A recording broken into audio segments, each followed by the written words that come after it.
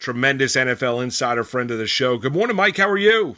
Hey, I guess I've upgraded. We always used to do this by phone. Now Zoom is involved. So yes, and love the background down in West Virginia there, Mike. Mike, we got to show the moneymaker off. That's you got a face for TV, so we got to show everybody on our Twitch channel what we're working with.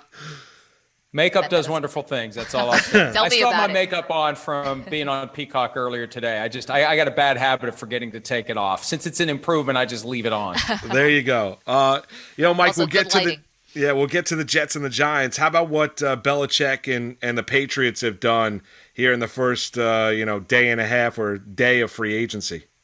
That's amazing to me. I thought with all the cap space that they had and the cash that they have, they'd sit back and wait for the bargains to develop. I think they took advantage of this unique year where cap space is down, the deals aren't expected to be what they would be in past years, and they were aggressive in basically giving guys ultimatums. Look, here's the offer, here's the number, working guys in advance. Here's a shocker of the opening of free agency yesterday at noon Eastern. There's plenty of tampering that happens, and I suspect the Patriots went straight to the guys they wanted, targeted their agents, and said, hey, here's what's going to be available.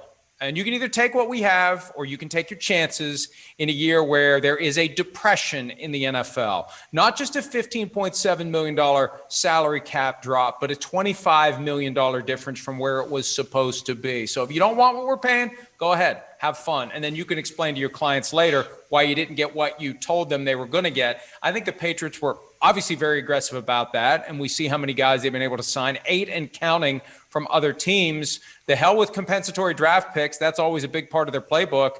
They are going all in. And it makes me wonder how many more years Bill Belichick really intends to coach, because this feels like a guy who is loading up the cannon for 1 or 2 final shots at trying to get Super Bowl win number 7.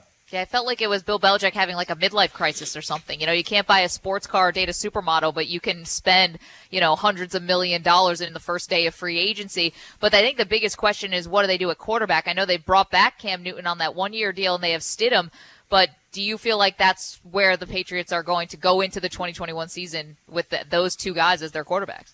Well, there was a report last week from Greg Bedard, who's covered the Patriots for a long time, that plan A for them is Jimmy Garoppolo. Yeah. And I think that they weren't in a position to wait and see if Garoppolo becomes available. I think the 49ers would like to upgrade, especially at a dollar-for-dollar standpoint, because he's due to make $25 million this year, and I just don't think, given his inability to stay healthy, he's worth $25 million. But you can't sit around and wait for something that may not happen. Then you don't have a quarterback if Cam Newton had gone to the Bears or Washington or somewhere else. So they had to get Newton signed.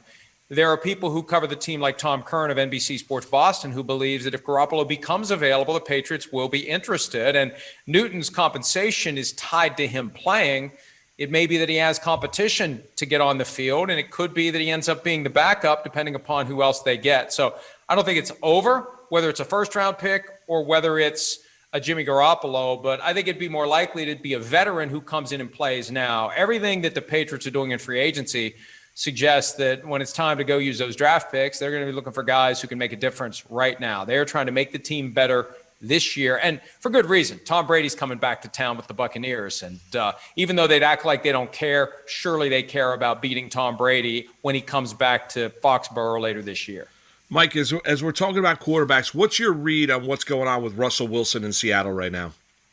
I think that Russell Wilson has made it as clear as he can that he wants to play for a team that runs the offense through him, the way the Chiefs do with the Patrick Mahomes. That's one of the reasons why I think he's interested in the Bears, because Matt Nagy was in Kansas City for a year before Patrick Mahomes became the starter, but he was there as the offense was transformed into what it now is. That's what he wants from the Seahawks. So he's either going to get it from the Seahawks or he wants it from someone else. And I think the problem is, of the 4 teams that his agent identified a few weeks ago, the Cowboys, the Bears, the Raiders, the Saints, Cowboys and Saints are not going to make a play for Russell Wilson. They've got their quarterback situations taken care of. Bears and Raiders are the other 2. The problem is Bears and Raiders don't have the draft pick compensation that may be necessary to get the Seahawks' attention. I'm wondering whether there's more teams that Russell Wilson would accept a trade to that weren't identified by Mark Rodgers. And if they're high enough in the draft order, the Jets, for example, if that would be a team that Russell Wilson would play for, the Jets have the 2nd overall pick. Is that as the foundation of a package enough to get the Seahawks' attention. But it's all very quiet. That doesn't mean it's over. That doesn't mean that they've reached some sort of a compromise. Wilson wants to be somewhere where he's in control of that offense. And if the Seahawks aren't going to give him the keys to the offense, I think he wants to go somewhere else. Whether it's next year, whether it's this year, that remains to be seen. That's interesting. Mike Florio is our guest. Just hearing the Jets, and I get they have the second overall pick in the draft, and that's a very valuable pick to have, no doubt about it. But, I get surprised when I hear maybe someone like Russell Wilson would even think about the Jets just because they're not ready to win. And he's, not like Deshaun Watson where he's 25 years old. Russell Wilson's over 30, and you'd imagine he would want the best situation possible, and that could be the Jets at some point, but it's not going to be next year. Mike, I'm curious. If Russell Wilson's as good as he thinks he is, then he could convince himself that it could happen quickly. And remember, a couple of years ago, when he was negotiating his latest contract with the Seahawks, the Giants got kicked around as a possible destination for him. And, the Giants weren't exactly in position where it's just plug in a quarterback and they're going to be a playoff contender. So it's a longer-term play for Russell Wilson, who intends to play until he's 45. I don't think he wants to bounce around from team to team. He's looking for a spot where he can add to his legacy. And, he's 8 years removed from his only Super Bowl win, and he becomes more and more conscious of that every year. No, I totally understand. Just a follow-up on that, what are you hearing about the market for Sam Darnold? Because we see the Washington football team now, they signed Ryan Fitzpatrick, and they have Heineke. Thought maybe that was a team that could be looking to trade for Sam Darnold. Obviously the Bears, but if they're making a push for Russell Wilson, that's a whole other caliber. What is the market like for Darnold now? And also taking into account that, we know Pete Carroll does think very highly of Darnold. Well, I think the market is something that will develop once we see who doesn't get one of the available quarterbacks now, and then who may not get the quarterback that they'd be targeting in round one of the draft, whether it's the Bears, who I saw a report they were interested in Jameis Winston, but that's impossible to debunk at this point. The bottom line is Jameis Winston getting $5.5 million this year. If someone else was interested in him, it wouldn't have taken much to get him away from the Saints. But there will be a team, I think, or two, that when we get through the first round of the draft is still saying, holy crap, who's our quarterback going to be this year? And that seems to be the sweet spot for the Jets. If they take a Zach Wilson or another quarterback with the second overall pick, and then they've got Darnold in that 18-hour window from the end of round one to the start of round two, you can shop him then, like the Cardinals did with Josh Rosen after taking Kyler Murray 2 years ago, maybe get a second-round pick, maybe get more. Remember, they gave up 3 second-round picks just to go from 6 to 3 years ago. So they're going to want to maximize their return. Maybe the best way to do it is to get a couple of teams that are panicky after round one that didn't get the guy they want, and now they're ready to give up something significant to get Sam Darnold. We're chatting with Mike Florio, Pro Football Talk, NBC Sports, Peacock Network, fantastic NFL insider. Mike, to Houston, the Texans, will we have a resolution to Deshaun Watson by draft day?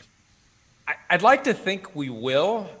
It was a strange occurrence last week when David Culley had a press conference, and just about a half hour before it started, some quotes dropped from a podcast that he did with Steve Weish and Jim Trotter, where Culley was asked, is Deshaun Watson the quarterback? And he said, right now. And they had a big laugh about right now. And he said, we want guys who want to be here. And then at the press conference, it's like none of that happened. Like somebody got to him and said, hey, David, look, you got to learn something about this coaching thing.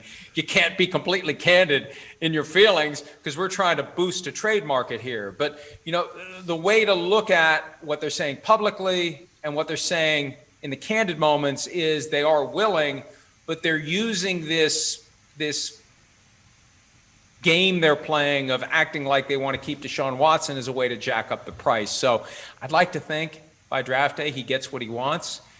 I think the sooner they make that move, the better off they are, because teams that would have been interested in Deshaun Watson are going to make other plans eventually, and that's going to shrink the number of teams that would be at the table when you hold an auction for the Deshaun Watson contract. Yeah, and Mike, with the Jets and Joe Douglas, because we don't know, right? We don't know this is a once in a kind of a once in a lifetime opportunity to go get Deshaun Watson.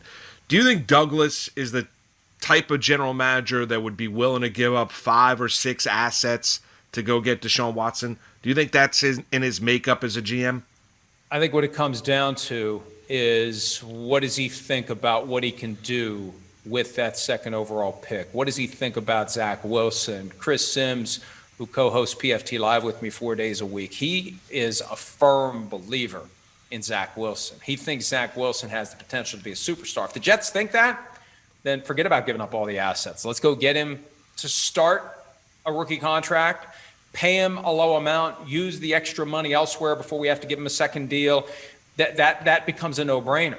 The challenge is always, though, proven commodity versus a rookie who is unproven, who hasn't done it at the NFL level, and you really don't know what he's going to do. And the one question about Wilson, you look at the quality of competition he's faced, does that translate to the NFL level? Will he be as good relative to his competition in the NFL as he was against some of the teams he played last year? I look at the BYU schedule. A couple of those schools are like, what the hell is that school?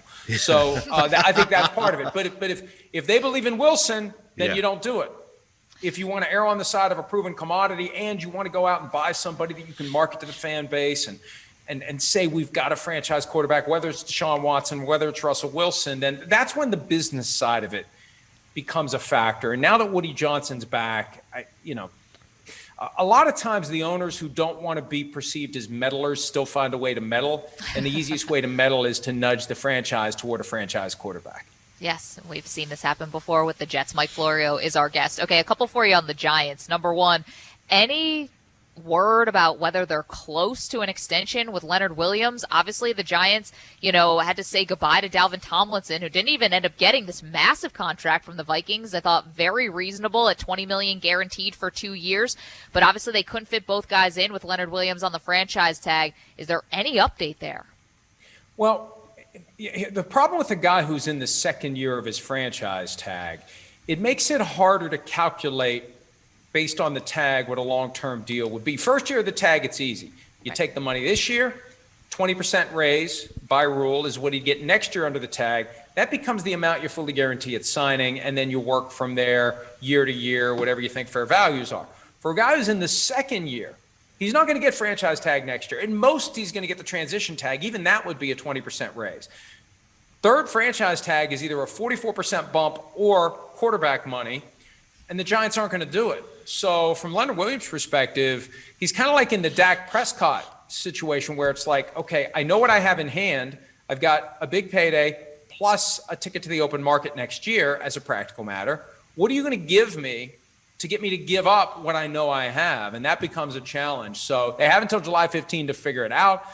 It's an easy way to create cap space because usually when you do a long-term deal with a franchise tag player, it's going to be a cap number that's lower because of the signing bonus that gets spread out. But that's the challenge. What is the value? It's so much easier the first year of a franchise tag to figure out the value than it is in the second year.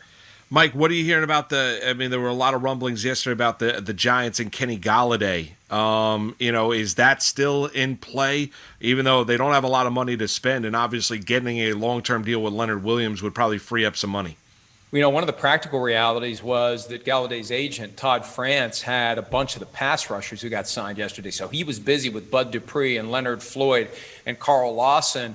And with Golladay, the question is the injuries from last year. Is it a situation where he wasn't willing to go out and put himself at risk of further injury with a hamstring tweak that he would have played through if he had the financial security he was hoping to get from the Lions last year? Or is there something that you need to worry about? And what's he really looking for? Is it $20 million plus per year? Can you justify that when you look at the fact that this year, like last year, a lot of great receivers in the draft? And I think this is a new trend that traces to all the 7-on-7 camps that we see now, all those quarterbacks that are constantly working on their skills as passers, high school and college. Someone's catching those passes. Receivers are developing. So you got to ask yourself, is it worth spending top of the market money for a receiver that we don't know versus a guy we could draft who would be a hell of a lot cheaper? We could draft a couple of guys, or we could just wait for the market to soften and see who's out there by way of bargains in free agency who didn't get signed. So there's a lot of risk. Somebody's got to really love Kenny Golladay if he's looking to get $20 million a year or more, and there's some people who think that that's what he's targeting, and maybe that's why he didn't get signed right away. Mike, what was the reaction around the league to see the two interior linemen yesterday, the deals that they got with Kansas City and the Chargers, respectively? Well, look, this is what you have to do if you're Kansas City. You got to protect Patrick Mahomes. They cut both of their tackles. And Sims and I were talking today, is it Is it better to protect Patrick Mahomes on the outside or the inside? And you make the argument that it's better to protect him on the inside because when he gets to the edge, he can make his magic. He can move around. And if all else fails, Von Miller told us last year, this guy will just drop back and keep dropping back and eventually rifle the ball right past you. So they needed that interior protection for Patrick Mahomes. The Corey Linsley deal, it matches Ryan Kelly's deal in Indianapolis at average value of $12.5 million per year. But it's crafted in a way that is lower risk for the Chargers. It's basically a year-to-year deal. And, hey, you've got to protect your young franchise quarterback. You can't have a center who gets thrown into Justin Herbert's legs by a nose tackle. So when you have the quarterback that's going to be your guy for the long haul, it's critical to find ways to protect him. And I think both of those deals, even though they stand out because there weren't a bunch of huge money deals yesterday, those are deals that those teams had to make to protect their guys. Mike Florio joining us, and you've been so generous with your time, Mike. We always appreciate it. Last one for me is just what are you looking forward to today? What's on your radar for the second day of free agency? I'm fascinated by the Juju Smith-Schuster situation because he's a persona who has crossed over from football into social media, and he's so popular, and he was the Steelers MVP in 2018. But the reality is he's a number 2 receiver. They tried to make him a number 1 receiver the first year after Antonio Brown. And I remember when he was quoted as saying, I'm working on my ability to attract double coverage and get down the field. Well, that's God-given. You don't just wake up one day and all of a sudden you're faster, right, and the other team starts game planning to stop you. He's a great number 2. He's not a number 1. Who can justify giving big money to a number 2 when the first thing that happens is your number 1's going to say, hey, what about me? I'm the number 1. So I think that's one of the reasons why it was Corey Davis and not Juju Smith-Schuster signing with the Jets. And now we just wait and see what team is going to give him the kind of money he thinks he should get, because you potentially have a problem immediately with whoever your number 1 receiver is. Last one for me, Mike, and that is with Washington and Fitzpatrick landing a job down in D.C. with Ron Rivera. They were in on Stafford. He ends up in Los Angeles, at least for 21. You can see him drafting a young quarterback, I guess, in the draft. But are they comfortable with Fitzpatrick in competition, for that quarterback spot down in D.C. in 2021? $10 million base salary for this year says yes. I mean, a lot of times you look at the contract and it gives you a clue as to what they think of the guy. He's getting more on a base package than Cam Newton or Jameis Winston, almost as much as both combined. So I think that shows they believe in him. But it also makes it easier to get a quarterback with the 19th overall pick if that's what they want to do. I wrote about this earlier today. If you don't address quarterback in free agency, you may as well have a sign in front of your facility that says, hey, we're taking a quarterback at 19, which is an invitation for anyone below you to try to get to number 18 to get the guy that may be sliding through the teens. Now it's not as obvious, and now it's not as critical. It's a luxury more so than it was if they take a quarterback with 19, and that would be fitting if Ryan Fitzpatrick for the second straight year has to worry about eventually being benched for a first-round pick. This is the guy that still has so much to prove. I'm so sorry, Mike. I just thought of one more that I wanted to ask you, and I apologize for that. But was there any buzz coming out of the Trey Lance pro day? I mean, from what I read, it was okay. It was good. I think people thought he was sort of impressive, but it wasn't like anything great. What did you hear coming out of that pro day? The only time a pro day is noteworthy is when it's a complete and total bust. And the last time I remember that happening was Teddy Bridgewater in 2014 when he didn't wear gloves. Yes. And it was raining. And he plummeted. And but for the Vikings doing a private workout where he put the gloves on and they fell in love with him and then traded back into round 1 to get him, that rectified it. But anything other than it was a disaster coming out of a pro day isn't newsworthy because it's set up to go well. And that's kind of what it was. It's what you expect. Hey, yeah, guy looks good, potential first rounder. We'll see who falls in love with him to the point where they use a first round pick on him. Mike Florio, Pro Football Talk, NBC Sports, Peacock Network. He's all over the place. Hey, Mike, we appreciate you hopping on and giving us a great 20 minutes, and we'll get you on again real soon.